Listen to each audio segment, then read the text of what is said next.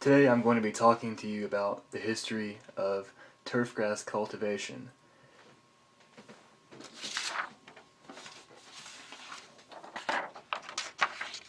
First of all, what is cultivation? Cultivation is a strategy used to enhance the playability or appearance of a surface, often using machinery to do so. And some examples of cultivation are vertical mowing, spiking, core aeration, scarifying, and forking. And these will be the ones I will talk about in my Paperslide video. To start off, vertical mowing. It was originally hand operated, which means you would have a hand powered vertical mower that you would push along, and it would mow the grass in a vertical motion.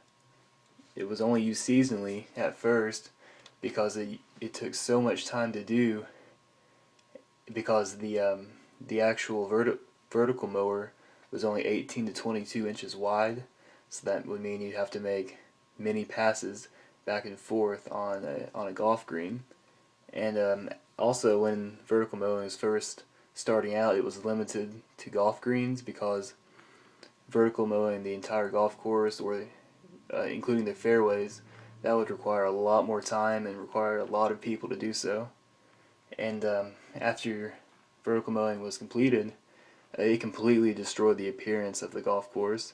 It just shredded it up, and it took weeks to recover.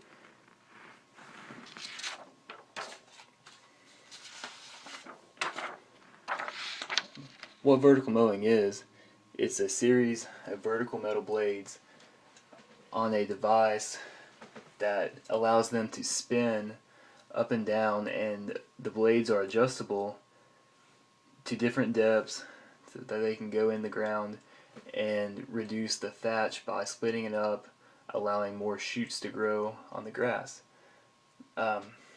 It's also used as an aid in overseeding, and then the device that does this is called the slit seeder.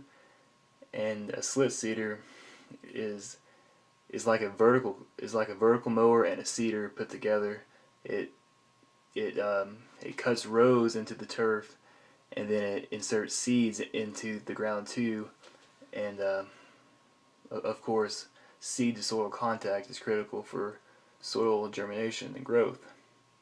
After you get done vertical mowing, there should be grass clippings everywhere on the surface that you just vertical mowed.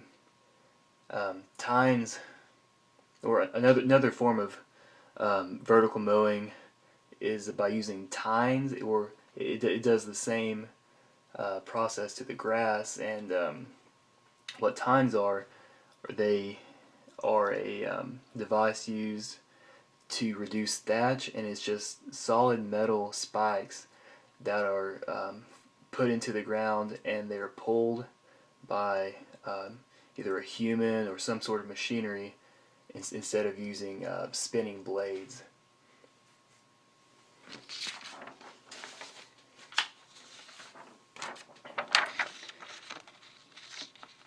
And here on the left, you have a picture of a vacuum that is removing the clippings. The one I'm showing here is called a VersaVac, and it is pulled behind a tractor, and it's just like a home vacuum but on huge wheels.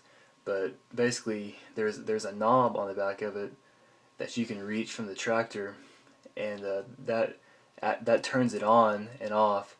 So you roll over these clippings, and this big vacuum sucks them up into like a hopper that you're able to dump once you get done.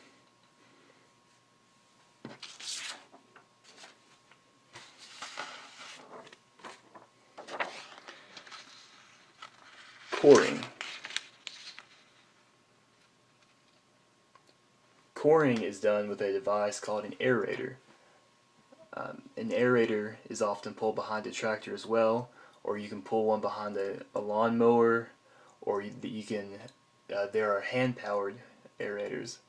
Why is it important? Aeration allows oxygen to get into the soil, when the soil gets compacted every day, when people walk across it, animals use it, cars, trucks, or other forms of machinery roll across the ground, the soil gets compacted, which restricts water and gas exchange in the soil. Um, Putting holes into the ground allows this gas exchange to increase. And the key to aerification is finding the balance between maintaining health and destroying the playing surface.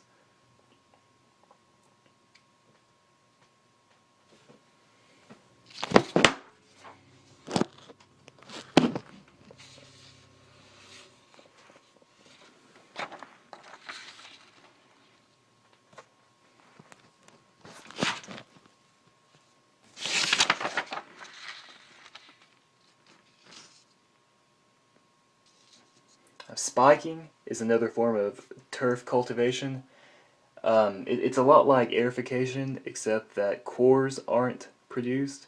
Um, the metal spikes are actually put into the ground and spread out the turf and soil to allow for a better gas exchange. It's also it's a variation of slicing as well, which I'll cover later. And here's a picture of of spiking.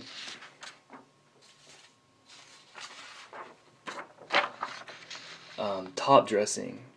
Top dressing is done often after you aerate. Um, Actually, old Tom Morris began top dressing his greens in 1875. He was known for composting his greens at the end of the summer by top dressing them, and the top dressing would speed up the composting process, which would mean the green would break down quicker. And in 1917, turf for golf courses included top dressing as a section of their book.